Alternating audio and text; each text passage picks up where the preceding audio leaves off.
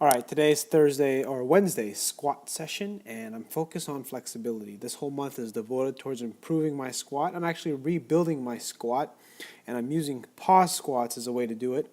There's many different ways that pause squats can be used. I'm using it in a way to essentially stretch myself, so that way I can get into a better position without my hips rounding at the bottom. Because when you have tight adductors and tight hamstrings, it makes your pelvis go into a roll or posterior tilt. It's also known as a butt wink. And typically when you're lifting really heavy loads, you want to avoid that butt wink. A lot of people will say it's okay, it's normal, natural human movement. And you know what? I agree with that. Having a butt wink is totally okay. But when you have several hundred pounds on your back, it's probably not a good idea to shear your spine when you're loaded. But if you have a slight amount of weight, or if you're just using body weight, it's perfectly fine. But anyways, the way I do it is I pause at the bottom, obviously, to hold position.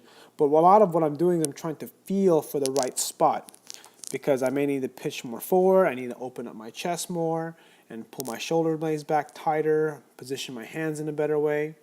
And again, a lot of what I do is, with this particular month for my squatting, is really just trying to improve my hip flexibility so that I can get into a better position for my squats.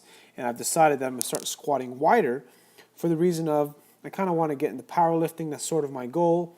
Also, I have very tight adductors. It kind of kills two birds with one stone. I'm interested in Olympic lifts, but my quads are very strong. I can easily go back to a closed stance squat, or a closed stance Olympic style squat easily, because it's fairly easy, or easier. I just have this bad ankle. It's just very, very tight. All right, so again, the whole idea here is just pushing my knees out, focusing on getting my knees to line up with my toes. Now you can see how my feet are turned out. That's not optimal. For my stance, it's actually okay, but when you're closer, you generally want your feet to be straighter, and you want to position yourself in a way where you can really screw your feet into the ground. Because if your feet are turned out too much, what will happen is you're not going to be able to contract your glutes to push your knees out as much. You're just not going to be able to create as much torque. So that's the reason why you don't want your feet to be pointing out too much. But my feet are pointed out, just not a lot. You just want to have only enough to get the most out of your body. Because if I put my feet straight, what will happen is I'll be able to create a lot of torque, but my ankle does not allow me to keep my heel on the ground. I'll end up rolling my feet really bad. So here I have 155, and again, I'm still pausing. The way you should do this when you do it by yourself and you're doing a squat is you want to focus on picking a weight that you can comfortably hold on your back and squat to the bottom. It really has everything to do with confidence. You need to pick a weight that you're confident holding on your back, that's not too light, but then again, not too heavy, where you can pause at the bottom and just hang out there for, even 30 seconds. And that weight for me is usually between 135 and 185.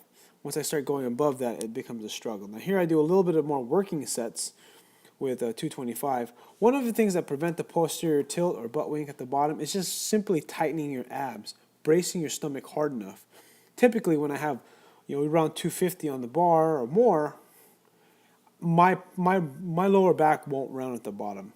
It's more of a protective mechanism. The more weight you put on your shoulders, your body's just not going to want to do it. I know I heard Kelly Starrett do this one example where he kind of loaded a yoke with several hundred pounds on his shoulders, and he tried to do a butt wink, and just holding a static hold. And he says he dares anyone to do it, but he didn't. But no one would dare, because when you're loaded with 700 pounds on your shoulders, it just doesn't make any sense for your spine to roll forward. It's just unsafe, and your body just won't allow you to do it. It won't allow you. It's kind of a protective mechanism. So here's a 275, kind of my heavy set for the day. This is roughly a calculator here. 360 divided 275 divided 360. This is about 76% of my 1 rep max. So anyways, I hope you enjoyed my video. Click subscribe, and thanks for watching.